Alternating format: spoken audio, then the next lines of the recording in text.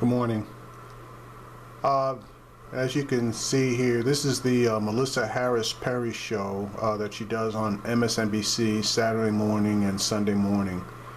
Now, I attempted to capture the full segment of this particular show, as it had to do with my opinion, Black Lives Matter, and how white supremacy attempts to use its positions of authority in presenting their case against it. So I'm going to play this segment of the Melissa Harris Perry show, and then I'm going to make my commentary afterwards. Good morning, I'm Melissa Harris Perry, and if you haven't done it yet, you have just 13 days left to get your pumpkin. With Halloween just around the corner, it's something of a tradition, and quite frankly, kind of an adorable one. Parents taking their little ones out to big fields of pumpkins and letting the kids pick out just the right one. It's also a pretty cost-friendly way to spend an afternoon. At Elstead Farms in Chester, New Jersey, a pick-your-own pumpkin costs just 65 cents a pound. I mean, even if your kid picks out a 5-pound pumpkin, you're looking at something like $3 for around an hour's worth of entertainment, and that's not bad. Out at Arata Farms in Half Moon Bay, California, you can get a pumpkin for just $1. Now, down in Virginia at Cox Farms in Centerville, you can get a nice, soon-to-be jack-o'-lantern for 69 cents a pound. But know this, if you decide to go get your pumpkin at Cox Farms in Centerville, some local police might take exception, specifically Brad Carruthers. The Washington Post reported this week that Mr. Carruthers, the president of the Fairfax Fraternal Order of Police Lodge 77, said he would not patronize Centerville's Cox Farms and urged others to do the same in a lengthy message posted on the union's Facebook page on Tuesday. And if you're wondering what could possibly have led to a feud between the police and the pumpkin patch, well, the answer might surprise you. Black Lives Matter. Take a look at this screen grab from Carruthers' Facebook page. He posted, quote, "I hope you will join me and my police family and make a choice to go somewhere else to enjoy your family fun this fall, where you will not be confronted by such baseless criticism and judgment." In the photo he posted, if you look really closely in that window there, there's a sign that says Black Lives Matter. And that house is near Cox Farm. It is a private residence that belongs to one of the farm's 5 owners. That's it. That was enough for the president of the local police union to call for a boycott of a pumpkin farm. There was a sign in a window reading, "Black Lives Matter." Mr. Carruthers took his post down after dozens of comments on Facebook, many of which were not polite.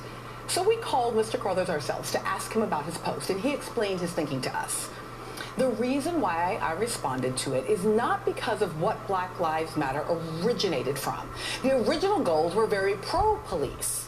However, unfortunately, the movement of Black Lives Matter has been hijacked by people who have an anti-police sentiment. In several social media posts, they call for violence against law enforcement officers and their families. And the chants at the demonstrations are very anti-police. The original ideas are wholeheartedly accepted. So, Mr. Carruthers assures us that he too believes Black Lives Matter. But he also believes that Black Lives Matter as a movement has been hijacked by anti-police activists prepared to enact violence against members of the law enforcement community. The sign, as he sees it, is neither simply a statement of fact that Black lives do matter, nor is it a gesture of support for democratic accountability and transparency in policing. For Mr. Carruthers, the sign is an act of aggression, a threat. And what police officers find threatening matters a lot, because the perception of threat is a critical legal ingredient for determining if an officer's use of force is justified. Or, as Vox explained back in April, there are plenty of guidelines for use of force by police, but it too often boils down to what the officer believed when the force was used, regardless of how much of a threat actually existed. So what started out as a seemingly inconsequential story about a pumpkin patch is consequential indeed. Now we know there are officers who believe Black Lives Matter is inherently threatening, and the consequences of that belief may prove to be very real. which is also why the response of the pumpkin patch owners is so important. On Thursday, the Cox family released a, may I say, comprehensive statement that reads, in part, as a family, we believe that Black Lives Matter. And we find it alarming that the statement incites such a backlash. Neither our sign nor the Black Lives Matter movement says that only Black Lives Matter or that Black Lives Matter more than anyone else. And the sign certainly doesn't say anything about police officers valuing Black lives and respecting the lives and work of police officers are not mutually exclusive. Then they go on to write, about 15 years ago, some visitors started a boycott of our fall festival because we flew rainbow flags over our hay tunnel. And they were concerned that Cox Farms was, quote, promoting the homosexual agenda. Our business has continued to grow, and our rainbow flags are still flying. Well, hell, I know where I'm going for my pumpkin this year. Joining me today are Victoria DeFrancesco, who is an MSNBC contributor and director of communications for Latino Decisions. Noel Kazenbaev, who is a professor of sociology at the University of Connecticut, and author of Conceptualizing Racism, Breaking the Chains of Racially Accommodative Language. Monica Dennis, regional coordinator for Black Lives Matter New York City.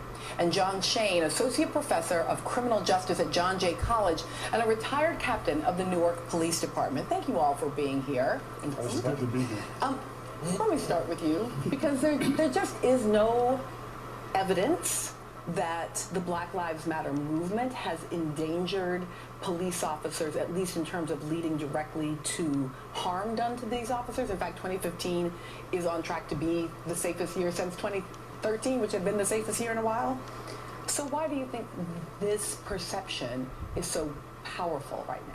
I think this perception is just part of a long historical frame about who is threatening, who is violent, who is criminal, right? And so since the inception of this country, that's always been placed on black bodies. So to have police responding to communities that are saying we actually matter and we're resisting police violence is actually kind of generating some cognitive dissonance in police and the police forces around the country. And I think it's very interesting that the president of the police union does not boycott as an individual citizen, but he uses his leverage and his positional authority as part of the police union to say this is what we should be boycotting. So it's intimidation, it's control of a farm that's actually very supportive of police. There's a long history of this farm. So if you're going to do this to someone that's very supportive of police forces, I'm very curious to see what would happen if you're talking about regular citizens who dissent. You know, it's a nice point that every individual in a society of consumption can make a choice to consume or not consume whatever is appropriate relative to their own worldview. But it is something different when you call on it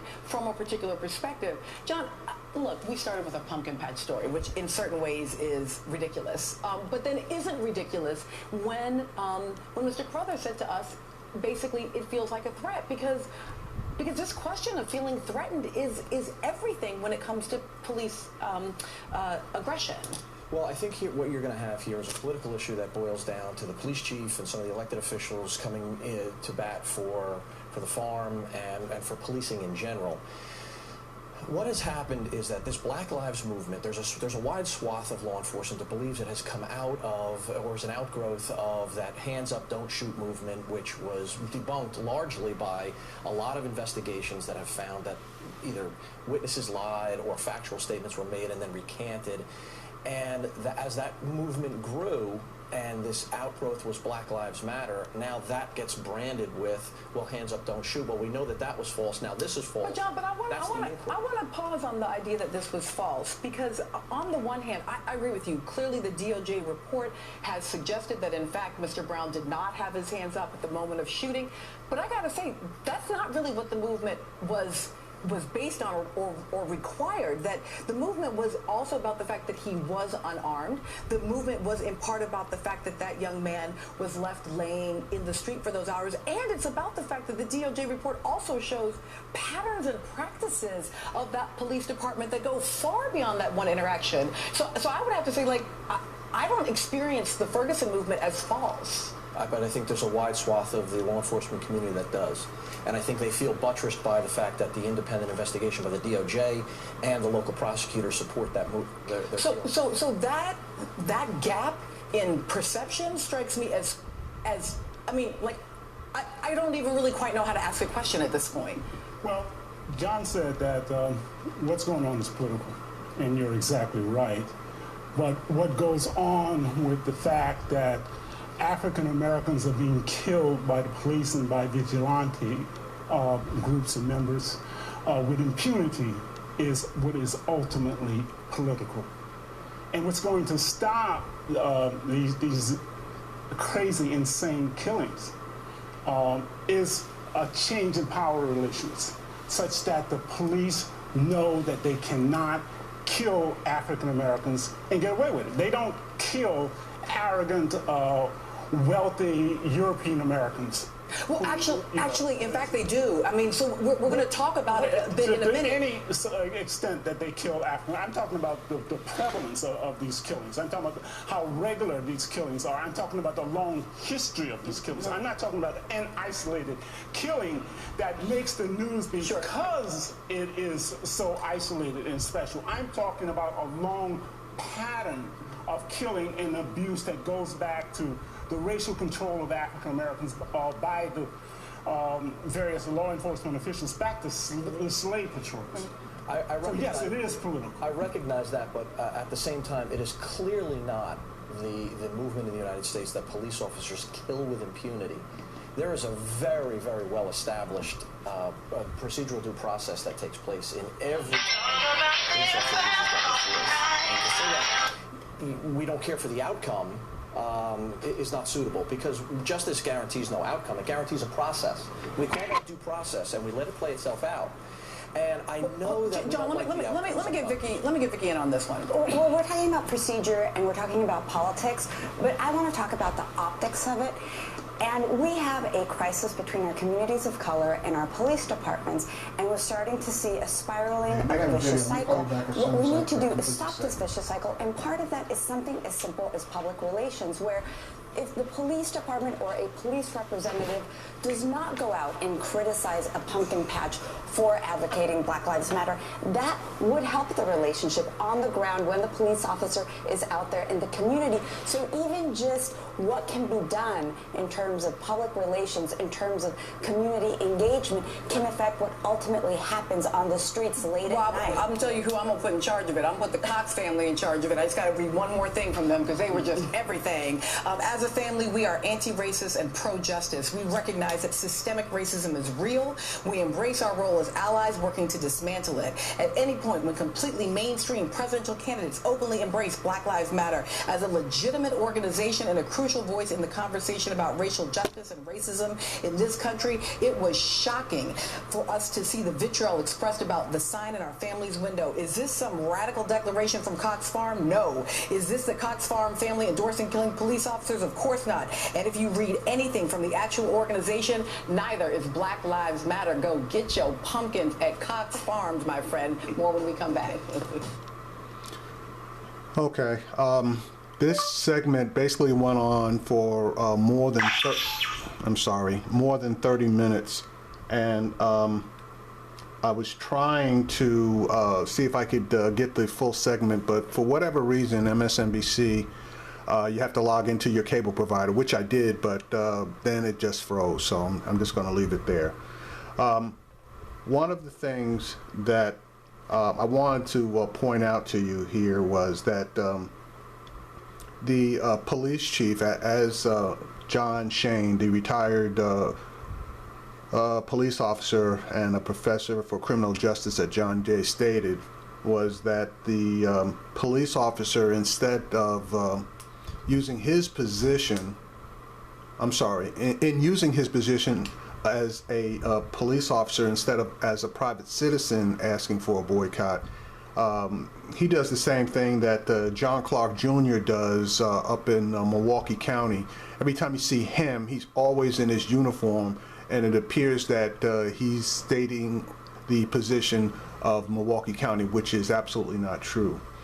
Now, one thing you'll note in the video, and it was a back and forth between John Shane and Melissa Harris Perry, that the police perceive, okay, very important, perceive that because the Black Lives Matter movement, in his opinion, grew out of the erroneous which I don't believe it was erroneous. Hands up, don't shoot narrative was false. And again, I don't believe that, but be that as it may, they're basing their premise that that was false, so everything else that grew out of it was false. But Melissa Harris Perry correctly stated that it wasn't just that, it was the fact that that young man was unarmed, shot and killed, and laid on the street for approximately 4.5 hours. None of that registered.